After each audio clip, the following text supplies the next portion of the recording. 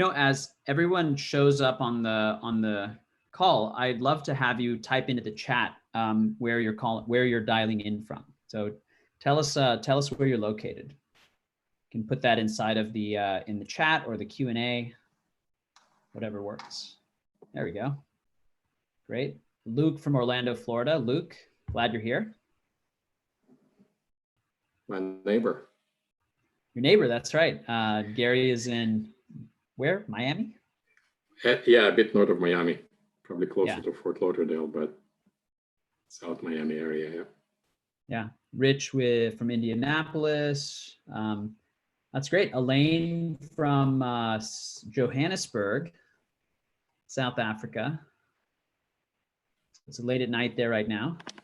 Thanks for joining us, Elaine. I see Darren is on the call as well from Houston. Hi, Darren. All right. Well, let's do it. Let's get things started. I want to be mindful of everyone's time. I'm gonna throw a deck up here on the screen and we'll get going.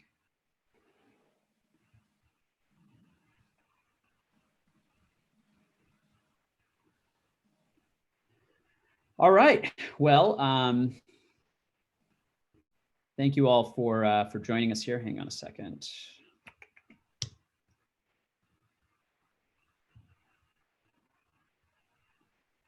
All right, perfect. Yeah, so thank you all for joining us today. Gary and I will do some short introductions, and then we'll jump right into it. So, Gary. Yeah, thanks, Rakesh. Everyone welcome. It's good to spend time with you. As I jumped the gun by saying that I've been part of the broadcast and the media industry for the last 20 years. Co-founded several companies, while the focus will be more on Volicon and compliance logging and monitoring. I've also co-founded 2 other companies. Exotel, that was doing broadcast encoders as well as mini digital video recorders. And my latest venture, Opus Digitas, is dealing with user-generated video, which is very relevant to technology that is being deployed today. Thanks for hosting, Rakesh. Yeah, no, it's great to have you. I got to know Gary because when we negotiated an agreement with Verizon to take over Volicon, Verizon brought Gary back. After Verizon acquired Volicon, Gary was there for a little while, then he had left, started his new company, Opus Digitas, and they brought him back. And so we worked really closely together in the transition. My background, I founded SnapStream nearly 20 years ago, and we started life as a consumer product that was often used outside of consumer. It kind of led us later into making this business-to-business product, and would sometimes get used for monitoring and compliance. But our focus has been in television search and TV clips. And Gary and I would cross paths a lot. And but we had kind of we were friendly and collegial with one another. And at trade shows, we would always give each other demos. And like I said, we got a chance to work closely together over the last year and really got to know each other better. Yeah, I'd say it's actually great. At every big trade show, we would visit each other booth and we will see the other's product and the set of new features, and it's just an indication of respect, appreciation, and sort of competition that we were experiencing. Okay, I mean it's we didn't have it with anyone else, just with Eurocare, so you know. I'm also, one of the other things that I've done over the years is I've been an investor in a lot of early stage companies. I'm an investor in over 50 startups directly. A couple that I highlighted here, 2 that I highlighted here. One is VidPresso, which is a media technology company that eventually got acquired by Facebook. I think it's about a year and a half ago that they got acquired by Facebook, and they're part of the Facebook Live team now, and then a self-driving car company. And the reason I mention this is because zooming out from SnapStream, where I've kind of been a student of broadcast and technology and media, I have a general interest in technology and the future of technology. And I'm always thinking about, where the hockey puck is heading as an investor. So let's dig into it. I want to give everyone an overview of where we're headed today. We're going to, it's a little out of order, but we'll start actually talking about the history of logging and monitoring. I'll turn it over to Gary, and he's going to share with us how Volicon was founded. And then Gary and I are going to riff a little bit on, what lies ahead. Where's the future? Some housekeeping rules. Don't hesitate to post questions as we go through this. We have Guyan is joining us, and he can help answer questions if one of us is too busy. So, with that, let's get started. Okay, so let's talk about the history of logging and monitoring. Gary and I were talking about it, and we both have our own data points of sort of how things unfolded in this space and in this category.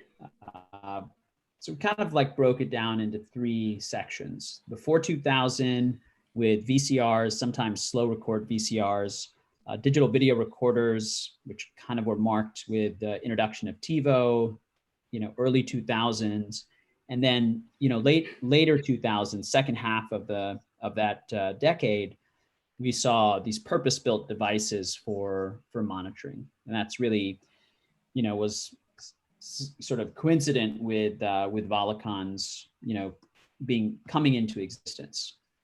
So this first stage where the focus was the way that monitoring and compliance happened was on slow record VCRs. Or just VCRs. I remember going into TV stations where at that time our consumer product was used. Beyond TV is what it was called, and we'd see just like you see in this illustration or this photograph, shelves and shelves full of VHS tapes, and this is obviously like a consumer product that was being used to solve this business problem for stations. They would use it to be able to produce a record of exactly what they aired. If somebody needed a clip, they would dub a tape. If there was a problem, you would rewind. So a lot of physical tapes to manage. Thankfully, I think we've passed this era, right? I think what like the last VHS tape was manufactured, I want to say like I read an article about this like 10 years ago or something like that. I think my parents still have like some home videos on VHS tapes. So definitely a bygone era. Technology got a little better, but I would say like the same phenomena was occurring where people were using a consumer technology for a business purpose. But the technology was a lot better, right? We were now recording to hard disks. The backdrop of this was ATSC had been introduced. Over-the-air television, analog over-the-air television was shut down in 2009, and there's a gradual transition in the United States of ATSC over to ATSC leading up to 2009. You had products like TiVo, Replay TV. This other space that we knew pretty well, SnapStream knew pretty well, home theater PCs. That beyond TV, that's our product right there. In Sage TV, Media Center Edition. These were like this is what people used at that time to make a lot of their compliance recordings. This was like the way that they made those compliance recordings. So yeah, but I think like I said, it's the same thing. It was like using this consumer technology to solve a business problem. Did you see these at customers, Gary? Because I know like at Exitel, you were in a lot of these broadcasters. Yes, we have seen those, and probably the biggest one is the Comedy Central, that became a large customer of yours prior to using your product, I mean, they were using a bunch of DVRs to record content and manually extract content for their broadcasts for, Jon Stewart show and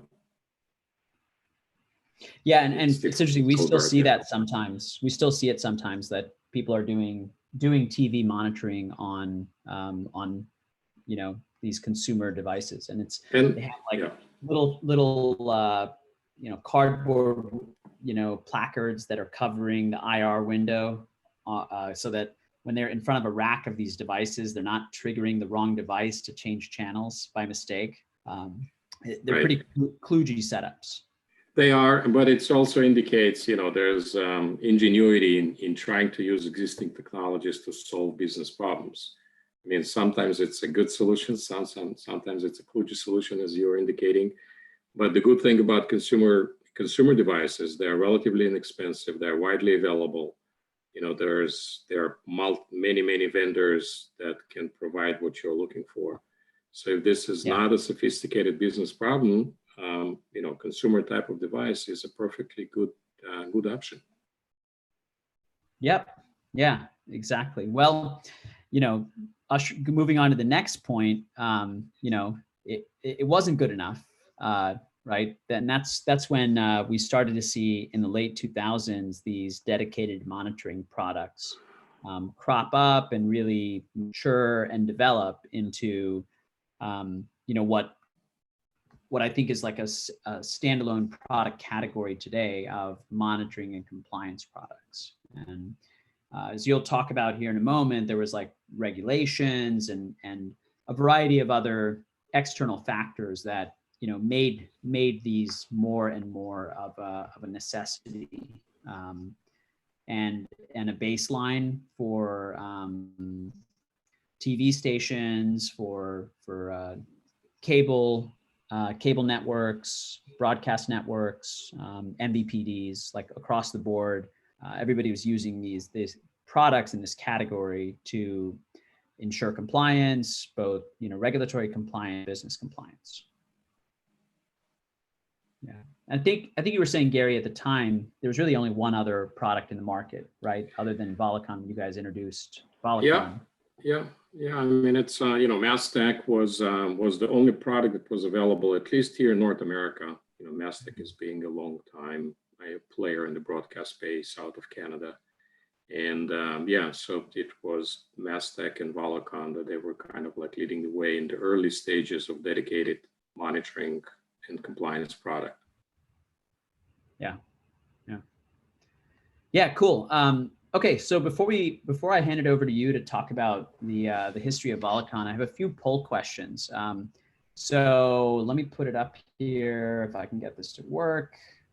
So I'm curious, what the vintage of our. The question is, and everybody should see this pop up. My monitor says it's working. What methods of have you used to do monitoring and compliance? So check all that apply. And then I'll share the poll results back out to the audience. And we're getting quite a few VCR and VHS respondents here, which is great. Probably some of us will be dating ourselves if we choose that option, right? Yeah. I know of some customers that still have like large VHS tape libraries. There's one customer, a political related customer of ours at SnapStream that's in Washington, D.C. that I can think of that has, a pretty ridiculously large collection still of VHS tapes. And they scavenge eBay for equipment. Anyway, so here we go. All right, so everyone should see the poll results up on the screen.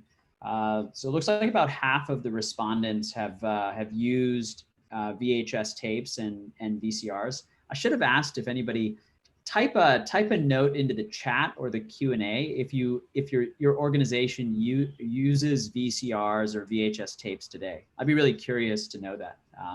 handful on the DVD recorder side. And of course, 70% of the respondents, are using a dedicated monitoring and compliance system. That's great. All right, cool. That was fun. So Gary, tell us about the founding of Volicon. Yeah, so it's I think as many successful products in the marketplace, which I consider Volicon to be one of them, came out of necessity. I mean, so it was not an invention of the founders. It was an idea that was conceived by one of the thought leaders in this marketplace, Mel Alinsky.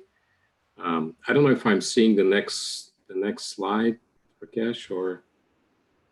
No, I just put it up there. Yeah. So just thanks. let me know when you want me. Yeah, that's fine. So it's so Mel is a longtime veteran from CBS News, and I was saying, look, I mean, we have people running around with tapes. We have those walls and walls, as you have seen in a picture before, of tapes, and we're sending people to retrieve a particular tape, and then this tape is only available for one person to view. If there's another person who wants to look at that material, take a number and stand in line. And we cannot rewind. We cannot go to a specific point in time. So it would be great if you would build a system that will give me random access to my recordings, and I will be able to record myself and record a competition so we can figure out who broke the news first. And it's important for us as CBS News to know that we were the first one to break the story. So, we spend a lot of time with Mel and his team in New York. Being out of Boston was not that long of a commute, and define the system and sort of, Mel said, if you build that system, I will buy it. And, sure enough, when we finally presented a version that was working to his satisfaction, he wrote us a check and said, like, okay, this, I'm your first customer. And it's really interesting that, many other customers showed up after that, Discovery, Fox, Showtime. At the end, there were over 600 customers in the US, over 1,200 customers worldwide. All of the US broadcast networks and most of the large TV stations were customers of Volicon. So again, I mean, if there is something that, take away for, defining a product or starting a company, listen to your marketplace, find your friends, find people that will not just tell you, yeah, it's a good idea, but are willing to write you a check in case you deliver what you promised to deliver. So that's kind of like the acid test. Yeah, I think it's interesting. Like when you and I were talking about this, Gary and I discovered that we actually both knew Mel Alinsky. And, the other thing I would add to that is like you often have, but like you often have these visionary customers, and Mel was definitely that visionary customer. And, so he, at the time when I met Mel 15 years ago, he had a son in Japan that was living in Japan, and he wanted to create a way for his son in Japan to watch US television from Japan. So he had used our consumer product Beyond TV to make television remotely accessible. That was kind of what we started SnapStream focused on as a consumer company when we got started. And I remember him coming up to me at a trade show and talking to me about like, oh, if you did this, if you did that, it would make this a lot easier for me. And what's also interesting is like when you and I were going and looking, I was looking for a photo of Mel. He had a very similar role with LiveView and their bonded cellular product as kind of a visionary customer. So when you get like you're lucky to get a visionary customer like Mel to tell you what to do, because they'll, if you listen to them and you do a good job of that, like they'll lead you to good places. Absolutely, no doubt. I mean, and it's a pure validation from both of us. That's one of the key success factors in moving a company forward. So if you can go to the next slide. Yeah. Yeah, so that's a picture from a first NAB show in 2005. You know, a small team. There are a couple of people that are not here in the picture, but yeah, you can send me some private comments how badly some of us aged, but that's. So anyway, I mean, it was a great time. I mean, it was really you know, a startup environment, startup spirit. We all knew what we were supposed to be doing and what's supposed to be focusing on. You know, we kind of greatly supported each other, and most of the people here in the picture are still close friends. I mean, I'm still talking to, you know, Ellie and occasionally to Julius and Hazy, you know, on the regular basis. You know, Ellie probably the most, at least once a week. So yeah, it's, you know, you develop those relationships that stay with you for a lifetime. Yeah. Next slide, Rakesh, yeah, please. So yeah, so that's, you know, that's another kind of like validation for, you know, listen to your customers or listen to who become your customers. So, you know, just listen to their use case. We pride ourselves that we never invented anything within Volicon, and we pride ourselves that we only implemented our customers' ideas, and that was extremely important. It was kind of like a culture, and it was a methodology. It was a strategy for us that proved to be successful. So a couple of examples with CBS News, you know, integrated ratings data. So they could see, you know, they could see how certain aspects of their broadcast influencing their viewership. With Discovery, actually met them at NAB 2005. And they told us, I mean, we have 2 languages, so we want to be able to record them both and being able to listen to each one of them individually. And we want also to monitor the Q tones for local ad insertions that are happening somewhere down the road. So quickly we showed up in Miami with Discovery Latin America and demonstrated the system, and very quickly earned their business. And, you know, they've been a very significant customer, you know, throughout the duration of the company.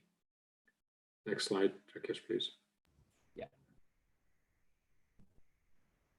So, you know, it's, you know, another kind of like success factor for Volicon, as I would say, was essentially being able to react quickly and innovatively to transitions that have happened in the marketplace. And, you know, I like that slide for a couple of reasons. It's sort of like, you know, I can think back and think that each one of the changes that have happened in the industry transformed the company to be something different and better than what it was before the transition. And what is happening today in the world, we obviously did not expect that to happen. And, you know, it was kind of like it happened without any advance warning. But I invite, you know, those people who are running companies or thinking of starting companies, use that as an opportunity, because, you know, while it's hard, change is difficult, and change is sort of like can either make you or break you.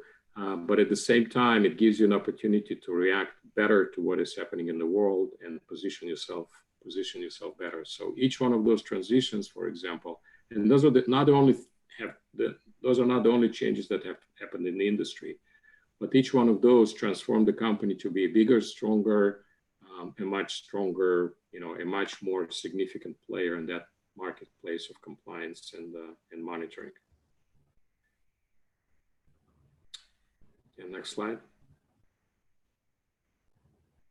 So in 2016, as you know, some of you probably know, Volicon was acquired by Verizon. You know, it was a next step in the evolution of the company. We were really excited to work with large corporation like Verizon, or Verizon Digital Media Services, as it was known back then. I think today it's Verizon Media. And sort of like seeing the fruits of our labor and our customers being, being transitioned to a large corporation with a lot more capability than a much smaller entity like Volicon would have at that time.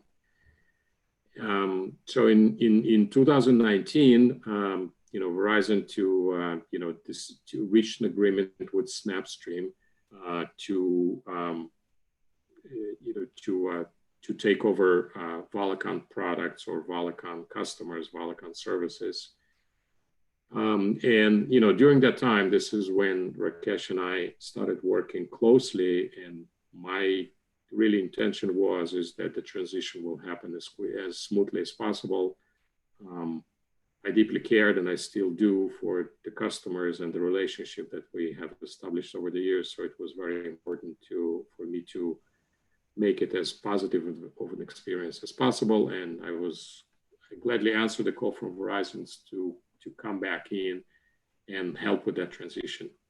So, and as a result of it, a lot of the customers kind of like didn't see the interruption in service. They were continued to use the product.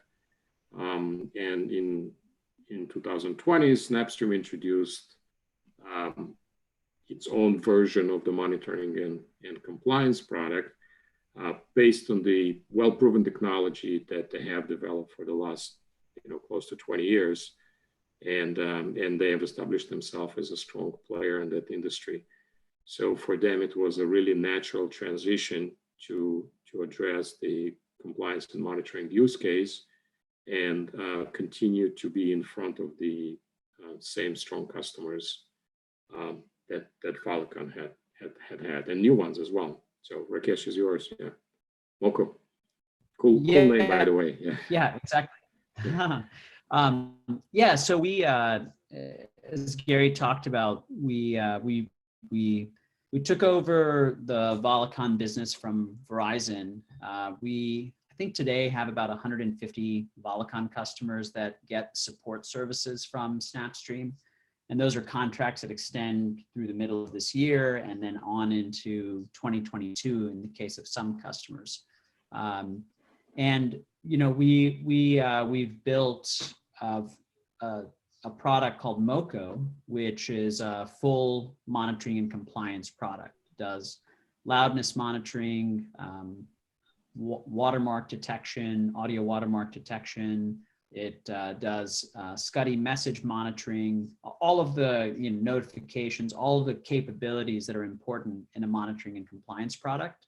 I think we've applied a lot of our craftsmanship in the Moco product to implement things that are small but are big time savers. One of the things that we pride ourselves on is being focused on usability and very responsive to customers. And as we built this, we've uncovered some really great, optimizations that help our customers, Moco customers, work pretty quickly with our product. All of our support is US based. We have a great support team, more than 99% satisfaction rates. And then as I was mentioning, our engineering team is incredibly responsive. The other thing that is a real strength for us is we integrate in from our Moco product to the core SnapStream product. So organizations that also have a digital strategy to share clips on Twitter, Facebook, to your CDN or your OVP, SnapStream has a best of breed product on that side as well. And we've seen a lot of monitoring and compliance products that have like some basic features around social media, but we have like a really sophisticated product on that side as well. So that's one of the other strengths that we bring to the table. So anyway, that's just like a brief frame on Moco. I'd like to just do another poll question, and then we'll move on to sort of looking towards the future. So there's sort of two parts to this question. And the first one is, what monitoring and compliance product do you use today? All right, looks like it pulled up. And once you answer that, you'll see the second question, which is just understanding if you're in the market to purchase a monitoring and compliance product. And if so, like what time frame?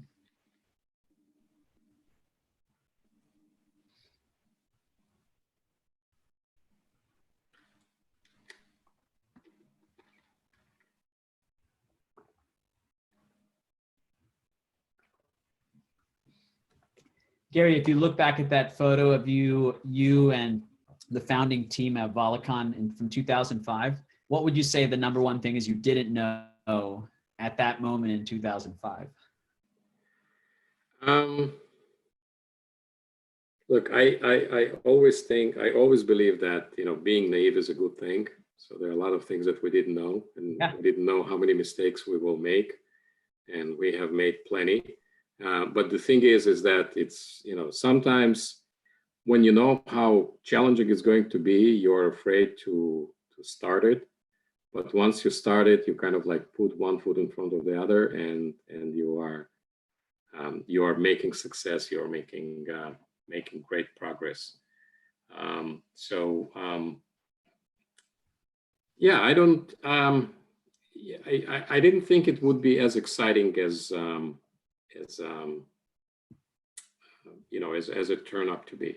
It's sort of like broadcast, logging, compliance, very technical, very deep and impersonal, but it turned out to be an outstanding venture. Yeah, awesome, cool. By the way, there is more like this is not a webinar about Moco. I did talk a little bit about it, but if you want to learn more about Moco, you can go to snapstream.com, and we have 2 other webinars planned for, I think there's one next week and there's one the week after that, which are a deeper dive in the product.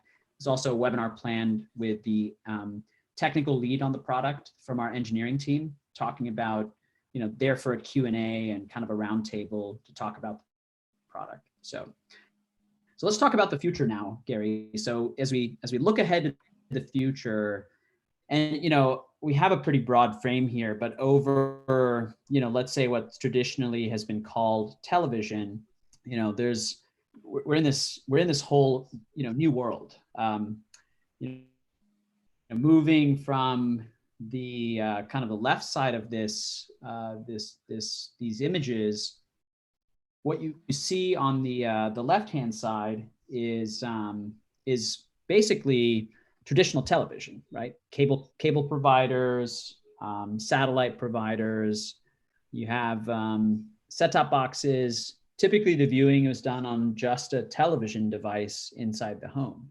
And there's obviously this huge shift that's happened, and is increasing to this new world where the devices are platforms.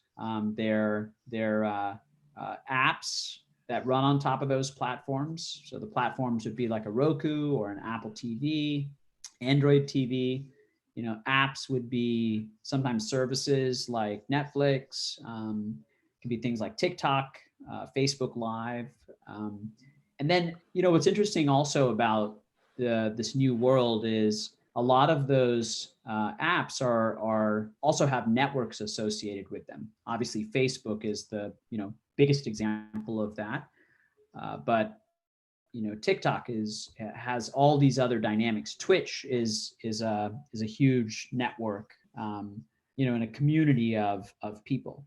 And you even have these devices. So the viewing, of course, is not just happening on TVs, but it's also happening on, obviously, our mobile devices. I mean, that's not anything near a new phenomena. That's like well established now.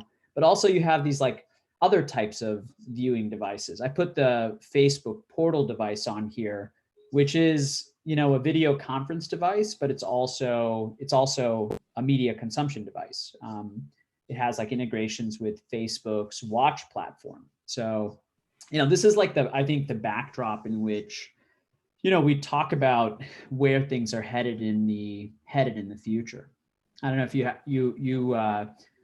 you probably live very much, Gary, as a consumer in both of these worlds, I'd imagine, right? Like all of us. Yeah, and again, I mean, the expectations are that no matter where you are watching the content, there will be completely uninterrupted experience. Sort of everyone references the TV set. You just turn it and it's on. You don't need to do any special things. And the same expectations are going to other devices. Obviously, other devices, they give you a lot of other opportunities or a lot of other points of experience that would not be possible with traditional TV, and that we'll talk a bit more about that Yeah, that's right. Yeah. So obviously, this is all multi-screen, as you were saying. The the resolutions and the bit rates and the aspect ratios, those can all vary across these different devices. So I have another poll question here. I think this is our last set of poll questions. I'm curious, as we talk about like this, the people are always wondering, does linear television go away? Does cable, satellite, do they go away? So I'm curious to know what everyone's take here is on how long before linear television, quote unquote, goes away. And then another question is, where do you watch TV today? And it's like a multiple choice. So should see the poll here. Yeah, great. It's popped up. So let everyone answer these questions.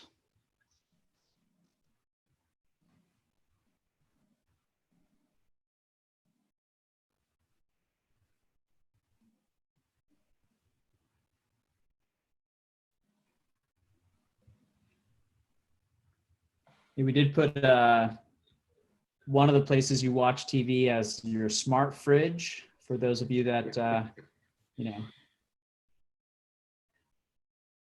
are in that niche, that own a smart fridge and watch television on it. Yeah. Yeah, great. So I'll share the poll results out here. You should see them there. Yeah, so all right. So a fair number of people don't believe that traditional television, linear TV is going away ever. 40% of the respondents. 5 to 10 years for say the other third of you, and then the other third in either less than 2 or less than 5 years. What do you think, Gary? I agree. I mean, I don't think that the linear TV is going to go away. I think that it's the percentage. I'm surprised that so many of us are still watching television on the traditional TV device. I expect it to be lower. And I think that over time, that number will get lower because there will be more options and more capabilities that would not be possible through a traditional TV device.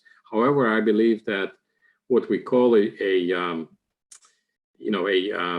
linear TV is going to redefine itself. I mean, it's no longer going to be linear, like, one to many, without the ability to interact back, without the ability to personalize and customize.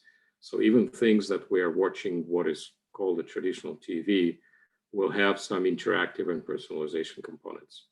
Still might be called a linear TV, but it's in a different shape and form. Yeah, I think. Yeah, and this is already happening. Has it sort of taken over the mainstream? Maybe not, at our generation, but like, definitely if you like my kids, they watch TV across all these devices, and definitely more on mobile devices and their laptops than they do on traditional televisions. I don't know if the interactivity thing is fully taken off. I mean, TikTok is arguably, very, very, very interactive, right? Like, people do a dance and then everybody else copies that, right? Like they're mimicking that, right? Like, so there's this give and a take with that network. Yeah, but like you were saying, I mean, these new technologies are really, I would say, like opening up completely new behaviors from consumers. And it all starts, in my mind, it starts with, the consumer behaviors. So you have new content formats. I'm curious, like if anybody's tried Quibi. But one of the novel aspects of Quibi, this new Quick Bites is what it stands for. The new service is this technology called Turnstile, where they have 2 completely separate tracks for the same narrative, for the same story, that you can see when you rotate the phone from portrait to landscape. And so it remains to be seen, right? Is this something that consumers are going to latch onto, and it's going to become a a permanent thing, or is it kind of a flash in the pan? But regardless, like this is at least an experiment that is being run, and we'll see where it ends up. It's quite possible that this is something that becomes mainstream. It's also possible that it doesn't.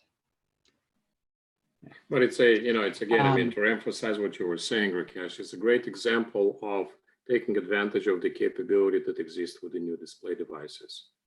And this is obviously you cannot turn your simple display or TV set sideways, just to have a different experience. But with your phone, you can do that. With your tablet, you can do that. So here it comes something that tries to take advantage of that capability that didn't exist before. Now, personally, if I have to place my bets, I would not bet on Quibi, but that's just personal thing. I'll be happy to be proven wrong. Yeah, I just realized that I'd left the poll up on the screen. Yeah, that's right. I don't know. You haven't seen this turnstile technology, have you, Gary? I'm curious. Like, do you think it'll survive? I personally don't think it'll become a permanent thing. I think that it's a little too complicated for consumers. Yeah, I mean, it's yeah, I don't know. I don't think it will. I think it, if anything, it might become kind of like a niche application for certain content, for certain use cases where it makes sense. But as a mainstream, it's not going to catch. That's just my 2 cents. Yeah, I don't know. Yeah. Also, like, obviously 360-degree video is a thing, and that leads into also like a new model for consumption around virtual reality.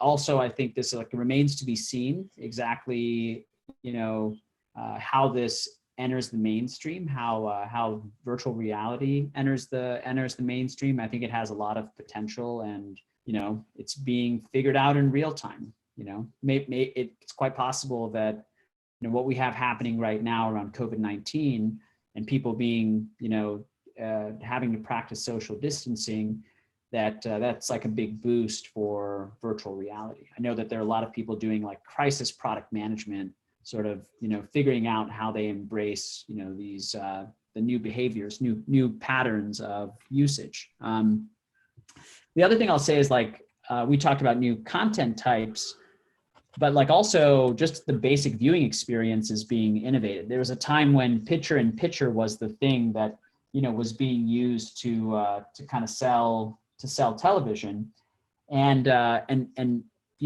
are really great viewing experiences that are being built on top of these new platforms. So, for example, I used ESPN Plus not too long ago.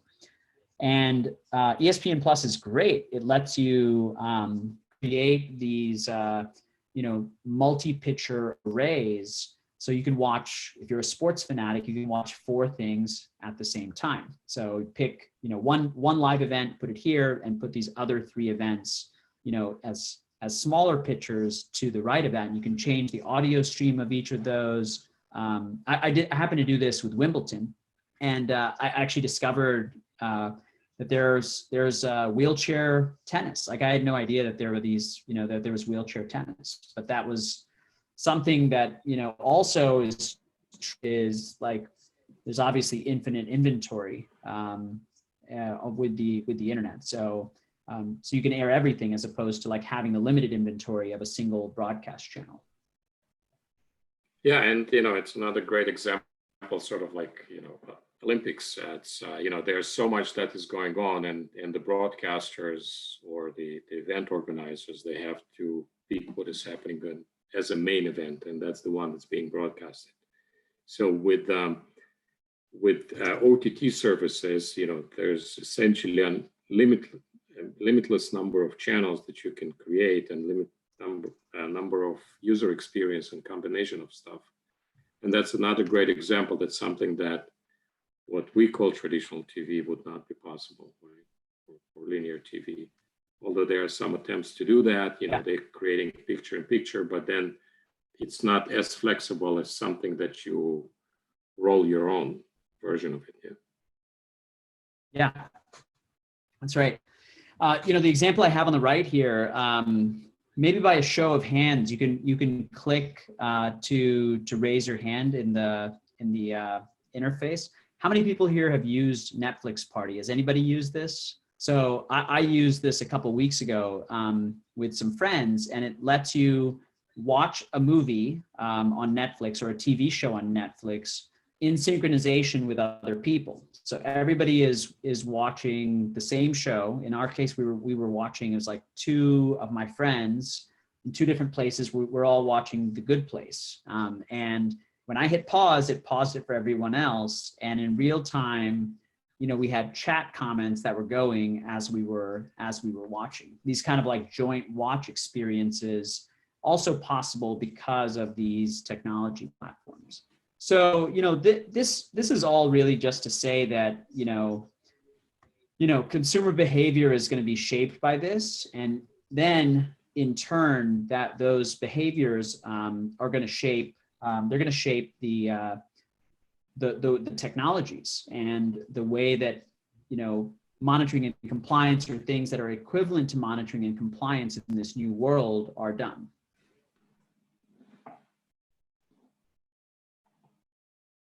So, and, Gary, you and I were talking, we were talking about how, this one-to-one session management, as opposed to the one-to-many session management, how that like ushers in this like ability to do personalization. Yeah, it's, that's essentially, that's the underlying sort of premise that that's on that capability. You're building a lot more capability that is impossible with the broadcast way of doing things. So because who is on the other side, you can truly personalize as well as interact with the user.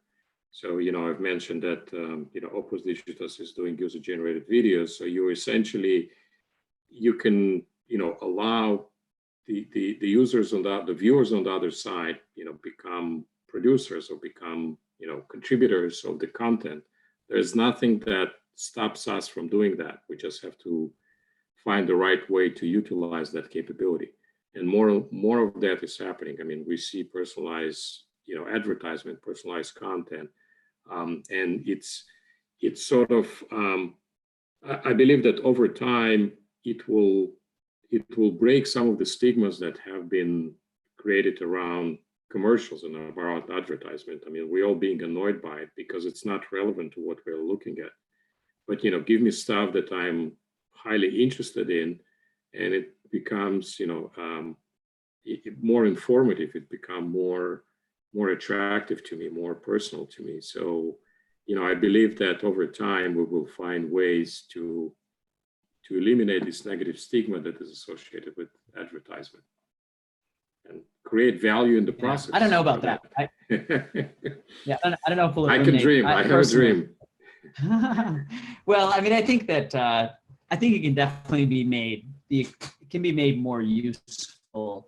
I think there are scenarios like search is a good example where, I have an intent and the ads are actually useful. I think, I've probably gone and done searches and specifically looked at the ads because I want to know who's buying that keyword, to know, who the players are in a particular space. And I don't mean from a competitive intelligence standpoint, but just like if I'm a buyer that's in the market, the ads can be helpful. But yeah, no, of course, like ads that are more personalized, yeah, no question about it. They're they're more likely to be of interest, right? I mean, that's the holy grail of advertising. If you can target ads in such a way that advertisers, the viewer is delighted by them, it's game over at that point.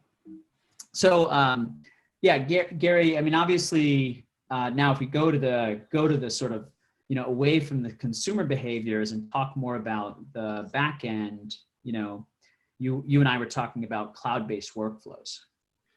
Yeah, so it's probably, any presentation about the technology today would not be complete without mentioning cloud-based solution, right? And, broadcast, video chain is no different. And this is just one example. AWS is a well-known and strong player, with Elemental being the foundation for the video workflow. One thing that I will mention is that it's also becoming very much more relevant with what's happening today in the world. Talking to some of the thought leaders in the industry with what's happening today, and asking them how you manage doing everything that you do from home.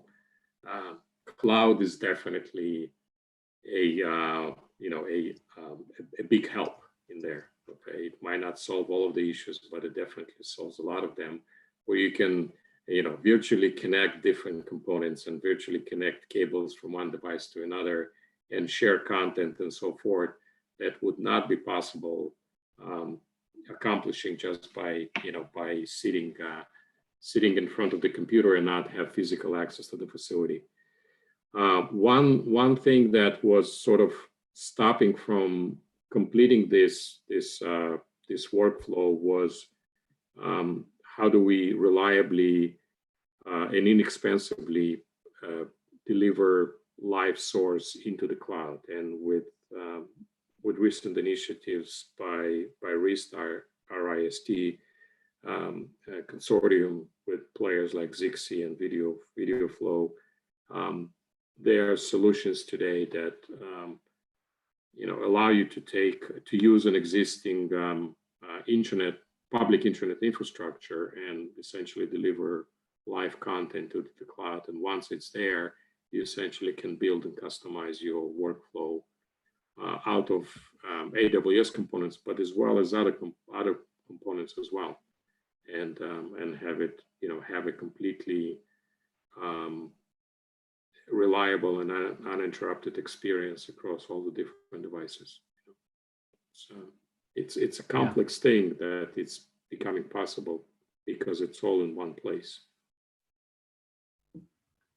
Yeah, and we've seen, I know that Volicon had maybe just a handful of cloud monitoring and compliance solution deployments. I know we've had conversations, and there are a couple of deployments that we have, on the radar that'll be completely cloud-based. We can run SnapStream on a local appliance or host it. We have hosted infrastructure as well. But I think as workflows move to the cloud, it's only going to be natural in some of those cases where it makes sense for where customers want to do the monitoring and compliance function, loudness compliance, do all of that in the cloud also.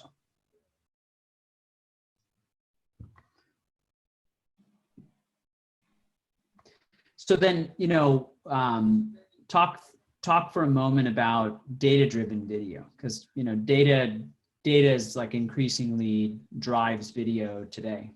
Yeah, so it's we are seeing that because of the variety of use cases and because of the variety of devices and global footprint of the content that is being delivered, data become a much more prevalent and valuable component in the whole transmission part. So, and data carries a lot of information in there, to specific broadcast right rules. If you have the right to deliver particular content, and what is the substitution there, as well as a bunch of other decisions that are automating the process of delivery of content to every single device and assuring that every single device will have the best experience that is tailored for this device.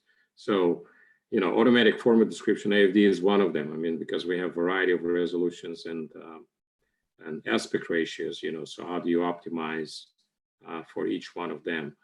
Manually doing it is not an option. So, AFD standard is one example of those. So tons of data that is being given in, and anything that is being automated, anything that is being done by the system sort of eliminates operator errors, eliminates delays, sort of assures continuity and assures a secure way of doing things. Yeah, and I think the traditionally data has been like a payload that sits alongside the audio and the video. The VANC stands for, or Hank, it's like ancillary data. The ANC stands for ancillary. But I think that there's also this world that will emerge where the video experience is driven by some markup language like HTML that takes the video and then puts graphics on top of the video and other interactive components, etc. I was an investor in this company Vidpresso that I mentioned earlier, and that's what their vision eventually was for video that was rendered and assembled at the client side.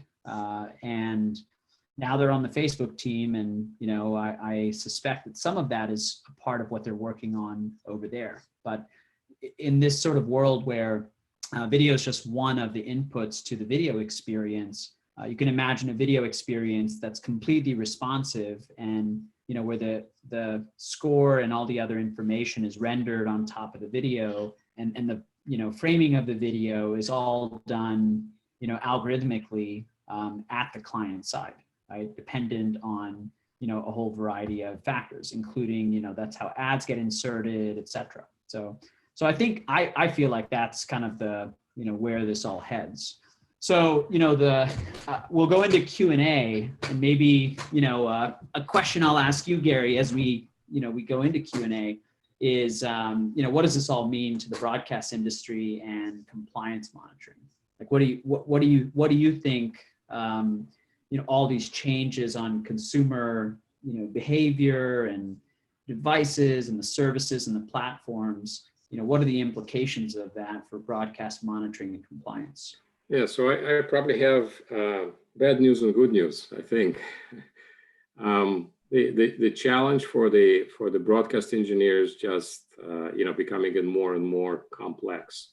So previously just not watching over the linear TV, now the OTT is becoming all part of it, and variety of devices and different regions and different time zones and all of that other good stuff. That is, the expectations are that it has to work flawlessly and assuring utmost user experience possible.